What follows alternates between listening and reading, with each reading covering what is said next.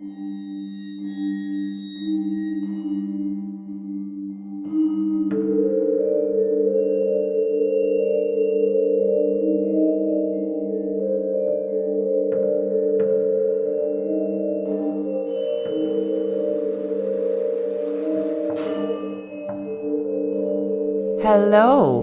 and welcome to episode 14 of Real Life Ghost Stories. We are one away from 15. Your Counting propensity skills. for counting is blowing my mind on a weekly basis. Our film review this week, our roughly 5 minute / 10 minute, sometimes 15 minute, depending on how much we hate the film review, is Mama.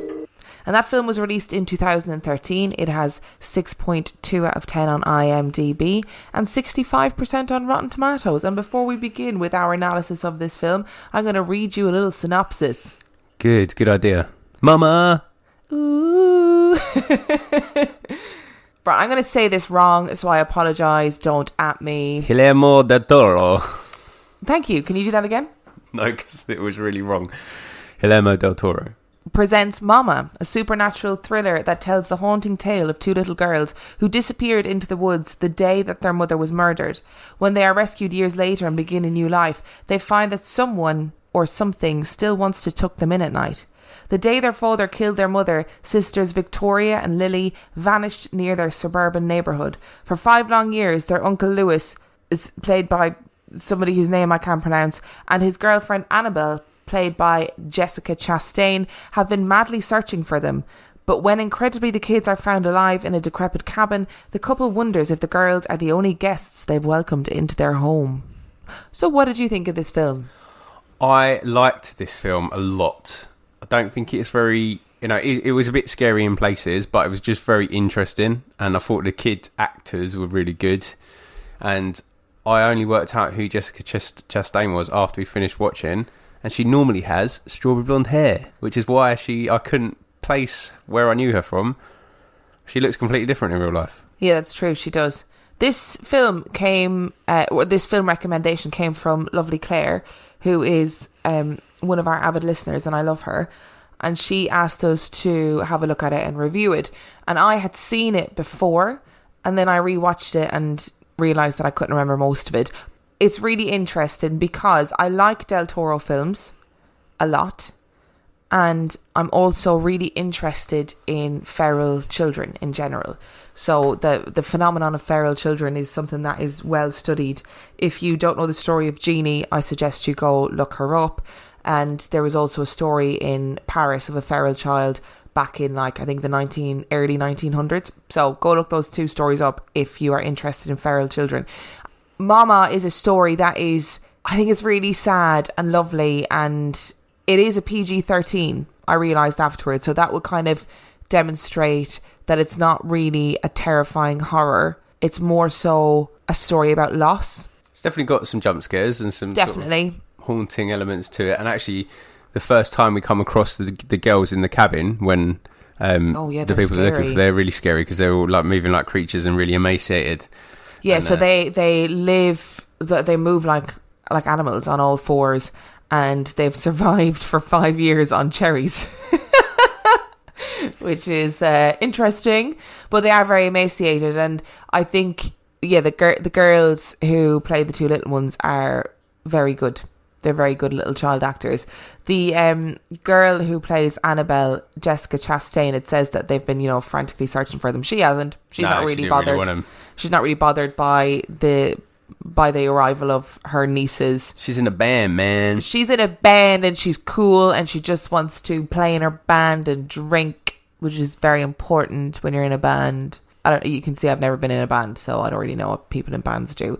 But yeah, it's a really lovely film, and I think it has all the stamps of a Del Toro film in terms of even in the opening credits, you're like, this is a Del Toro film.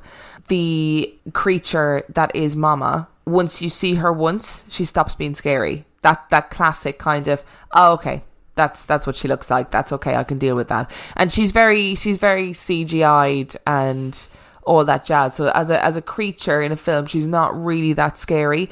But what you do get more invested in is the girl's relationship with her, rather than her being like a demonic entity that's out to hurt people. Actually, it's all about her relationship with the two little girls. Yeah, and I think you've got a certain level of empathy for that mama character anyway, because massively. If you think right at the beginning, she pretty much saves the little girls from being killed by their dad. Oh yeah, that's not really a spoiler because it's the very beginning of the story. She stops the dad. So the dad murders the mum and takes the girls off into this remote forest, and he's about to kill them, and Mama saves the two little girls, and she looks after them for those 5 years in the forest. So the opening credits are all pictures that the little girls have drawn on the walls. Mama features very heavily in all those pictures, and she has looked after the little girls, but she gets incredibly jealous when the little girls move into their uncle and his girlfriend's house, and it's all about that kind of coming to terms with loss and coming to terms with jealousy and motherhood and what motherhood actually means. And even though I didn't like the character of Annabelle, and I don't think you are meant to like her in the beginning, what she does, what they do really well is that it's a redemption story, isn't it? It's a redemption story, but also that, motherhood is really hard. It's not easy. And then they take on these two children who have major issues. So yeah, it's not the easiest journey for them. But I really liked it. Yeah, I really liked it as well. I like the way that they used the actor that plays Jaime Lannister in Game of Thrones for both the brother and the uncle. Because obviously, not the brother, the father and the uncle rather. Yeah. Because the father's only in it for a brief bit at the beginning, and then they have a longer haired version of him that plays the uncle. Yeah, it took us a while to realise it was Jaime Lannister as well. Yeah, and the little girl is really cute. Yeah, they are. They're really sweet. And they, even though Mama is meant to be this horrible, scary character, they love her. They really, really love her. They play with her all the time and stuff, which is freaky, but really well done, I think. Yeah, I like the scene where you see the legs. Oh, there's a scene where the little girls are playing in the room, and then you realise that they're playing with Mama, and then the next scene is just, you see the little girls, the littler one, she's just floating through the air, having the time of her life, but all you can see is her legs. But it's a lovely, lovely film, and I definitely it's not one for hardcore horror fans. It's not going to kind of quench your appetite for scariness, but it's just a really nice story. I don't know if it is a really nice story. No, it's got creepy elements to it, isn't it? Yeah, it definitely does, but it's just, it's a good story. And people die in it. Yeah, people actually die quite horrifically. I just realised what I was saying, and then I was thinking about that. There's a moment where Mama wears somebody's skin, and I'm here going, oh, it's a lovely story. It's really nice. It's all about love and loss. It's well made, and it's got some good themes, is what I think you mean. That is what I mean, rather than it being a lovely story. And it's not one that'll keep you up at night either. So I definitely would recommend, if you haven't seen it before, to go and watch it. And massive thank you to Claire for recommending it, because I had completely forgotten about it, and then when we saw it on Netflix we just sort of bounced over it. We didn't really pay any attention to it. So if you do have film recommendations that you think we might enjoy, then please send them our way, because we always love a good recommendation, and I forget every film I've ever seen anyway. So. And we will do Hereditary at some point. Yes, so people keep telling us to do Hereditary. I have seen Hereditary. So have I. So I don't really want to watch it again because it terrified me. Well, we planned to watch it, and then they'd taken it down from Netflix in the space that I saw it. Yeah, so we had to change to Insidious, which was shite. But anyway, how many stars would you give this film? 3.5 out of 5, but I can't tell you why because it would give away too many spoilers. I'm gonna go for 3.5 out of 5. It is a horror, but I think Mama actually, when you actually see her, it lets it down a little bit, because once you get over the fact that she's a little bit odd looking, you kind of go, oh, okay, I'm not really frightened of her anymore. And I don't think she is scary the whole way through the film. I think with the minute you realise that she's protecting the babies, you feel such an amount of empathy for her that it stops being scary. That depends how you interpret it, I think, because she's got the potential to be quite a scary character because of the things that she does to protect them. Yeah, that's true. So she protects them in a really negative way. Apart from when the little girl went outside to see her overnight, and then she just left her sleeping under a tree in the freezing cold. That was not very protective. Well, sure, listen, she can't be there all the time. At that stage, was she not off killing somebody else in the little cabin? Yeah, potentially. See, she can't be everywhere. Don't you be putting her under too much pressure. This is exactly what I mean about putting mothers under pressure, all right? Story about motherhood. She's in a cabin trying to kill somebody, and you're here expecting her to be in two places at once looking after that little girl who climbed out the window of her own accord.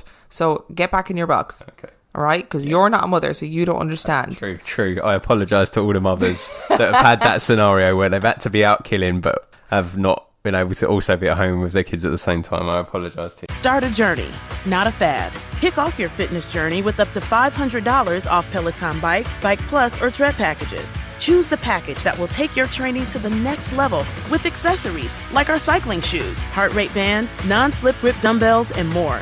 Join now and you'll see why 92% of households that start the year with Peloton are still active a year later. All access membership separate. Offer ends January 8th, 2023. Excludes Bike, Bike Plus, and Tread Basics. See additional terms at onepeloton.com. So, our story today. I'm going to ask you a question. I haven't really thought about what my build-up to this episode is going to be, or to this story. Roll? I don't need a drum roll, no, because the table will fall apart. True. What is your opinion of lighthouses?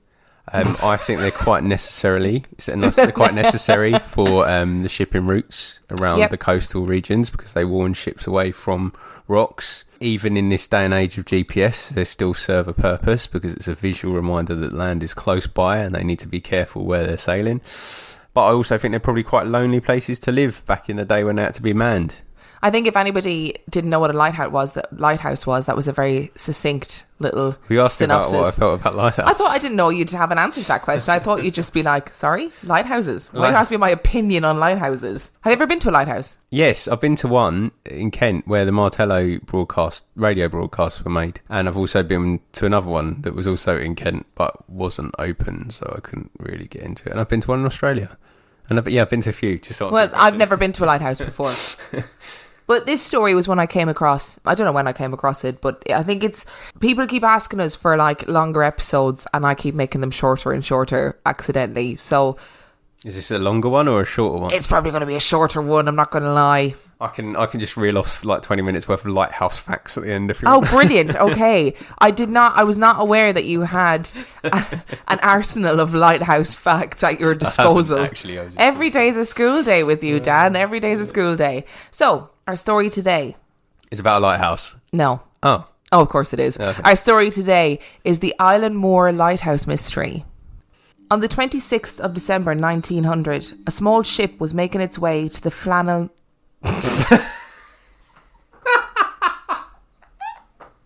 The Flannel Islands. The home of all those clothes that lumberjacks wear. Where lumbersexuals are excommunicated to. Lumbersexuals? Yes. Right, let's try that again, shall we? On the 26th of December 1900, a small ship was making its way to the Flannan... Why can't I say the words? Flannan. Christ on a bike. Can we try one more time? Yes. On the 26th of December 1900, a small ship was making its way to the Flannan Islands in the remote Outer Hebrides. Right, can I pause there and ask a question? Is there an Inner Hebrides? Yes, there is. Oh, is there? Yeah. Oh, There's right. two groups of islands off the northern coast of Scotland. Right, okay. So there's an Outer and an Inner Hebrides. I never knew that. I should have just Googled it beforehand, but I didn't. Its destination was the lighthouse at Eilean Moor, a remote island which, apart from its lighthouse keepers, was completely uninhabited. Although uninhabited, the island has always sparked people's interest. It is named after Saint Flannan, a 6th century Irish bishop who later became a saint. He built a chapel on the island, and for centuries, shepherds used to bring over sheep to the island to graze, but would never stay the night, fearful of the spirits believed to haunt that remote spot. Captain James Harvey was in charge of the ship, which was also carrying Joseph Moore, a replacement lighthouse keeper. As the ship reached the landing platform, Captain Harvey was surprised not to see anyone waiting for their arrival. He blew his horn and sent up a warning flare to attract attention. There was no response. Joseph Moore then rowed ashore and ascended up the steep set of stairs that led up to the lighthouse. According to reports from Moore himself, the replacement lighthouse keeper suffered an overwhelming sense of foreboding on his long walk up to the top of the cliff. Once at the lighthouse, Moore noticed something was immediately wrong. The door to the lighthouse was unlocked, and in the entrance hall 2 of the 3 oilskin coats were missing. Moore continued onto the kitchen area where he found half-eaten food and an overturned chair, almost as if someone had jumped from their seat in a hurry. To add to this peculiar scene, the kitchen clock and all other clocks in the building had stopped at the exact same time. Moore continued to search the rest of the lighthouse, but found no sign of the lighthouse keepers. He ran back to the ship to inform Captain Harvey, who subsequently ordered a search of the islands for the missing men. No one was found. Harvey quickly sent back a telegram to the mainland, which in turn was forwarded to the Northern Lighthouse Board headquarters in Edinburgh. The telegraph read, "A dreadful accident has happened at Flannan's. The 3 keepers, Ducat, Marshall and the Occasional, have disappeared from the island. On our arrival there this afternoon, no sign of life was to be seen on the island. Fired a rocket, but as no response was made, managed to land. Moore, who went up to the station but found no keepers there. The clocks were stopped and other signs indicated that the accident must have happened about a week ago. Poor fellows, they must have been blown over the cliffs or drowned trying to secure a crane or something like that. Night coming on, we could not wait to make something as to their fate. I have left Moore, MacDonald, Boymaster and 2 seamen on the island to keep the light burning until you make other arrangements. Will not return to Oban until I hear from you. I've repeated this wire to Moorhead in case you are not at home. I will remain at the telegraph office tonight until it closes if you wish to wire me."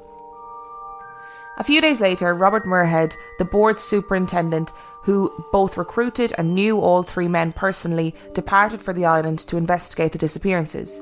His investigation of the lighthouse found nothing over and above what Moore had already reported. That is, except for the lighthouse's log. Moore had immediately noticed that the last few days of entries were unusual. On the 12th of December, Thomas Marshall, the second assistant, wrote of severe winds, the likes of which I have never seen before in 20 years. He also noticed that James Ducat, the principal keeper, had been very quiet, and that the third assistant, William MacArthur, had been crying. What is strange about the final remark was that William MacArthur was a seasoned mariner and was known on the Scottish mainland as a tough brawler. Why would he be crying about a storm? Log entries on the 13th of December stated that the storm was still raging and that all 3 men had been praying. But why would 3 experienced lighthouse keepers, safely situated on a brand new lighthouse that was 150 feet above sea level, be praying for a storm to stop? They should have been perfectly safe. Even more peculiar is that there were no reported storms in the area on the 12th, 13th and 14th of December. In fact, the weather was calm, and the storms that were to batter the island didn't actually hit until December the 15th. The final log entry was made on the 15th of December. It simply read, "Storm ended. Sea calm. God is over all." What was meant by God is over all? After reading the logs, Moorhead's attention turned to the remaining oilskin coat that had been left in the entrance hall. Why, in the bitter cold winter, had one of the lighthouse keepers ventured out without his coat? Furthermore, why had all 3 lighthouse staff left their posts at the same time, when rules and regulations strictly prohibited it? Further clues were found down by the landing platform. Here, Moorhead noticed ropes strewn all over the rocks, ropes which were usually held in a brown crate 70 feet above the platform on a supply crane. Perhaps the crate had been dislodged and knocked down, and the lighthouse keepers were attempting to retrieve them when an unexpected wave came and washed them out to sea. This was the first and most likely theory, and as such, Moorhead included it in his official report to the Northern Lighthouse Board. But the explanation left some people in the Northern Lighthouse Board unconvinced. For one, why had none of the bodies ever been washed ashore? Why had one of the men left his lighthouse without taking his coat, especially since this was December in the Outer Hebrides? Why had 3 experienced lighthouse keepers been taken unaware by a wave? Although these were all good questions, the most pertinent and persistent question was around the weather conditions at the time. The seas should have been calm. They were sure of this as the lighthouse could be seen from the nearby Isle of Lewis, and any bad weather would have obscured it from view. Over the following decades, subsequent lighthouse keepers at Eilean Moor have reported strange voices in the wind, calling out the names of the 3 dead men. Theories about their disappearance have ranged from foreign invaders capturing the men all the way to alien abductions. Whatever the reason for their disappearance, something, or someone, snatched those 3 men from the rock of Eilean Moor on that winter's day over 100 years ago. What are your thoughts? Insanity. Okay, go on. collective insanity. I think it's like it's the loneliest job in the world, I think, isn't it? And even if there was 3 of them, it's just that endless isolation, I think. The storm thing's weird, because there was obviously something going on, but it wasn't a storm. Officially, they would spend, I think it was 4 weeks on the lighthouse, 2 weeks off on a rotation. So they'd leave the lighthouse for 2 weeks at a time. There were reports at the time of people on the mainland seeing a phantom ship sailing around the island. And there was numerous reports of a phantom ship sailing around the island at the time. So that's another kind of thing that's been added to the story. Creepy. There's also a theory that 2 of the men were out of the lighthouse and were on the rocks, perhaps collecting those ropes, when the 3rd man saw an incoming wave and ran out, hence the upturned chair, ran out to tell them, and they all got swept away. But that doesn't explain all the clocks stopping at the same time. No, that's really odd as well, isn't it? Really odd. I don't think God is overall is a very... I don't think it's such a big question mark as the superintendent made it out to be. Why? Because if you take it in from the perspective of a written log only, then actually, if you've got 3 religious men and they were in the centre of a storm and then the storm ends, saying that God is overall just means that God is in charge of everything, nature included, and he's dealt with it. I just really like it. I think it's a great story. Yeah. I don't really know what to say about it. And there's been books and films made about it, but I think you're right. I think it is a collective insanity. So collective insanity is like, there is an official term for it, but that's not the official term. But for example, there was a family in Australia a couple of years ago.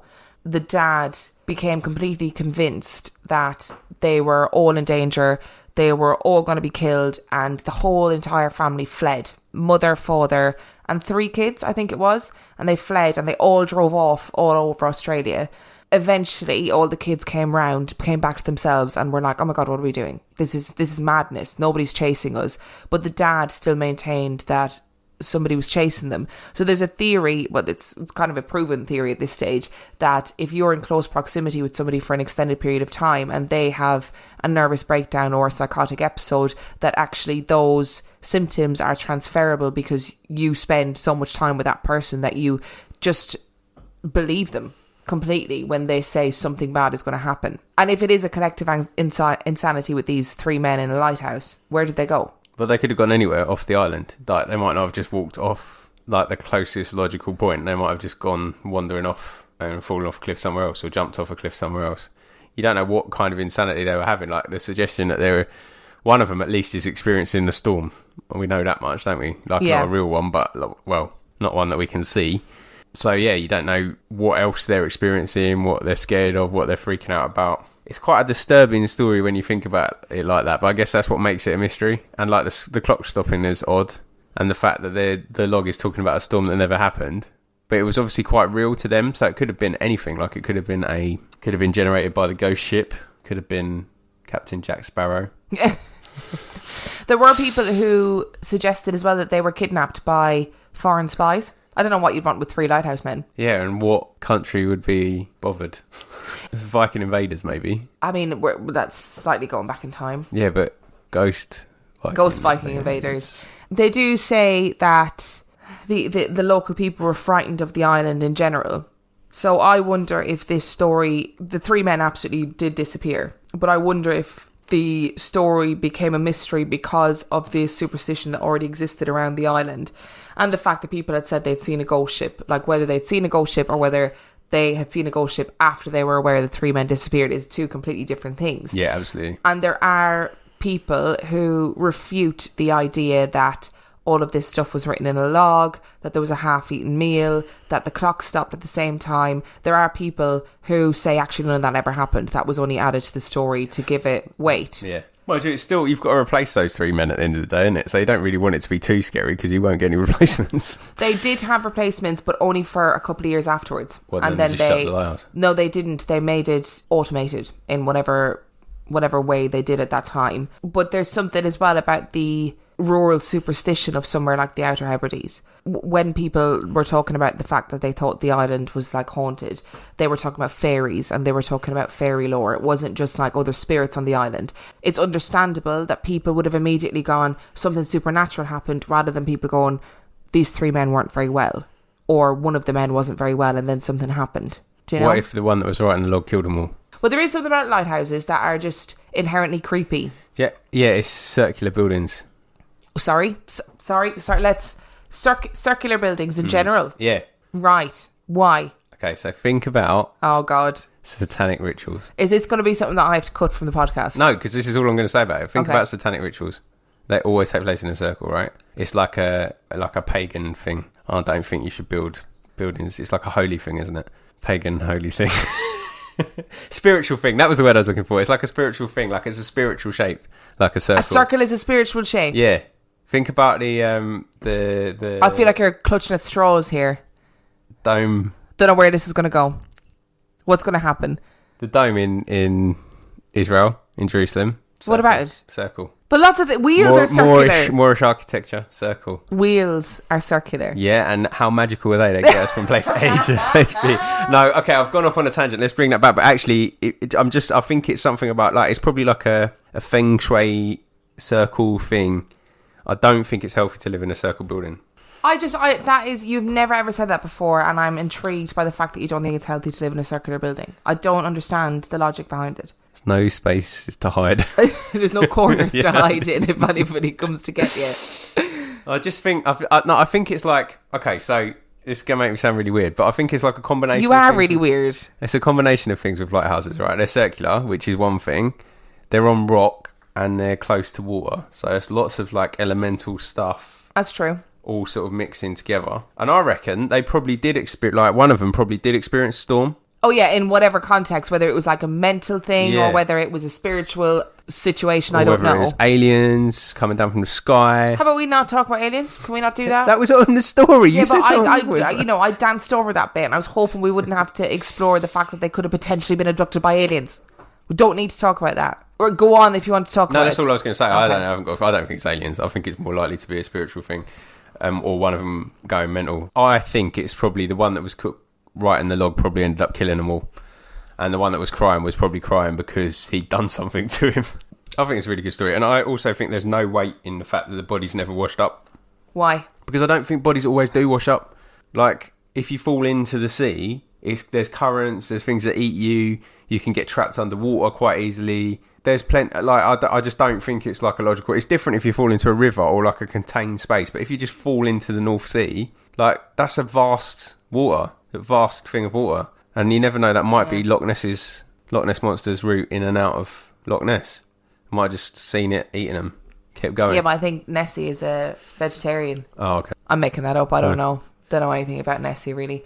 So if you have any theories about what happened to those three gentlemen, please make sure to write to us. Before we do anything else, we've got new reviews that we need to read out. Whoop, whoop. You made my whoop whoop noise. I did. That you told me that I'm not allowed to do. Our first review is entitled Entertaining.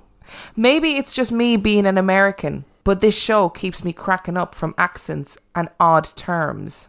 And that's from Mel63254. I want to know what these odd terms are. So if you're an American listener, or you are the person that wrote this review, can you please tell me what these terms are that are odd, that we're obviously saying that are cracking you up? You say that, but then if you think about like the first time you met me, there was loads of stuff I said that you didn't understand. Like, because I've got some kind of bastardized spectrum of the English language. That's true, and there's also stuff I say that you don't understand either, but we'll come back to that in a second. The second review that we have is entitled Must Listen, an extremely entertaining listen, great duo host to make the show more fun, lighthearted, yet creepy. Very good storytelling with a smooth, captivating voice. Oh, yes, Queen, I know. Clearly talking about me. As if. The eerie music in the background adds to the fun. Don't listen to the exorcism episode if you don't want to high your pants. And they very sweetly put high instead of poo. And that came from Yari, who's a Miami listener. Miami. Hey, don't know anything about Miami, but I'm doing a dance. David Beckham's opening his new football team there soon. Ooh. Hey. I mean, David Beckham, if you're listening, we'd love to have you as a guest on the show. Yeah, tell us your spooky experiences. And Mr. the last Beckham. one is one of my favourite reviews that we've had, actually. It says, spooky and funny. Me and my boyfriend have been listening to these every night. Really interesting, funny and scary. Also, I'm Irish and my boyfriend is English, and we both love ghost stories, so at times it feels like we're listening to ourselves, and that came from Puppy Smalls. Do you and your boyfriend get lost in translation with each other like Dan and I do? Because sometimes I say things and Dan doesn't know what I'm talking about, and vice versa. That's got nothing to do with language, has it? It's to do with the fact that we just use completely different colloquialisms all the time. If you are that person, Puppy Smalls, can you tell me, please, message me on Instagram, do you and your boyfriend get lost in translation?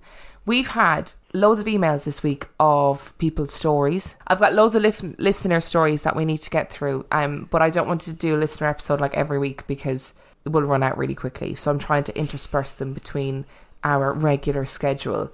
But if you do have a story, please message it to us, because I will eventually get around to making an episode about it. And people have sent me like really long, detailed stories. It's been great and I'm excited. And those stories are going to take an entire episode. They're not the type of thing where we can just do like bits of stories for a whole episode. If you want to contact us. Oh, no, I've got a question before. Oh, go on. What's your question? If you had to live in a lighthouse for the rest of your life, where would you want the lighthouse to be? Oh, that's a really good question. Can I bring the cat with me? Yeah. I don't know if she'll like a lighthouse, though. She'll be fine. As long as it's got a sofa, she'll be... Where would I want? Anywhere in the world? Anywhere in the world. See, this is a bit tricky for me, because the temptation would be to be like somewhere hot on a beach. But actually, my skin can't handle that, because I'm the palest person alive. I don't know. Maybe somewhere in America. America. Fuck yeah. Oh, you did it. Because American people seem to enjoy my accent. So I feel like I'd get on really well in America. Cool. Where would you live in your lighthouse? I think possibly either Bonifacio in Corsica or Big Sur, somewhere along Big Sur. I'm sure there's some lighthouses there that I could take over. It's on the west coast of America.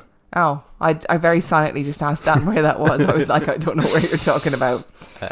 Yeah, so that's one of those two places for similar reasons to you. But obviously, if you live in a lighthouse, I didn't say you had to be a lighthouse keeper, so just have to live in a lighthouse. Well, I don't think I'd be a very good lighthouse keeper. I think you'd be a great lighthouse keeper. Do you really, though? No. Like, I wouldn't remember to light the light, and then it would be like that episode of The Simpsons. What are you talking about? You leave the lights on all the time. You'd be the best lighthouse keeper in the world. The light would never go out. Again, we're airing our domestic grievances on the podcast. That's not okay. We've stopped doing that. If you want to contact us, you can contact us on Twitter at RealGhostPod. I'll hand over to Emma for the rest of it because I can never remember. We are also on Instagram at Real Life Ghost Stories, and we're most active on Instagram because it's the one I always use. We're also on Snapchat, but don't bother. People keep adding me on Snapchat, and I'm like, oh, I've already said I don't use it, so don't bother. You're not going to see anything exciting. We are on Facebook in our little private group that is Real Life Ghost Stories. And the answer is Emma and Dan. Yeah, in case you forget our names. Also, shout out to Vietnam. Just going to put that out there. Why? I don't know what you mean. Well, we had a little bit of... We've got some listeners in Vietnam, haven't we? So I thought you were just saying shout out to Vietnam in general. Well, yeah. Yeah, we've got listeners like all over the world. We've got listeners in Vietnam. Hey. We've got listeners in Kenya. Hey. We've got listeners everywhere. I can't remember anywhere else now. We've got listeners on the in the standby room at Heathrow Airport. Yay! Hey, Lucy. So we've got listeners everywhere. So thank you. And as always, if you enjoy our podcast, please come and review us on iTunes. It doesn't really make any difference to us if your review is or not in terms of like stats, but I just like to read the reviews. Most importantly, if you enjoy our little podcast, just tell people.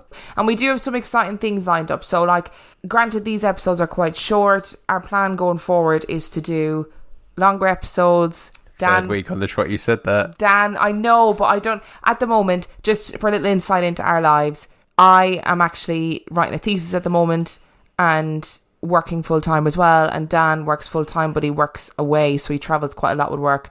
So we don't actually have the time to dedicate to this that we want. However, once my thesis is finished, our plan is to make longer, more detailed episodes, but also we're going to be doing some other stuff. So we're going to be doing some videos. We're going to be doing some ghost hunting. Dan's raising one eyebrow at me. Yeah, thanks to everybody that voted yes, that would be a good idea to take Dan on a ghost hunt. Wow, I really appreciate that.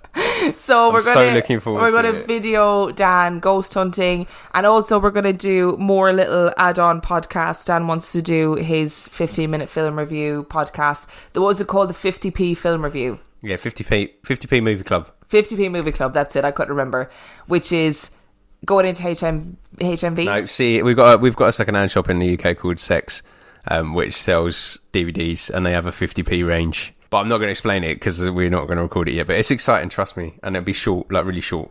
Yeah, so we're very excited about things that are to come, but we need your help to make sure that we have enough listeners to keep doing what we're doing. So we love you, and we will see you next week. Peace.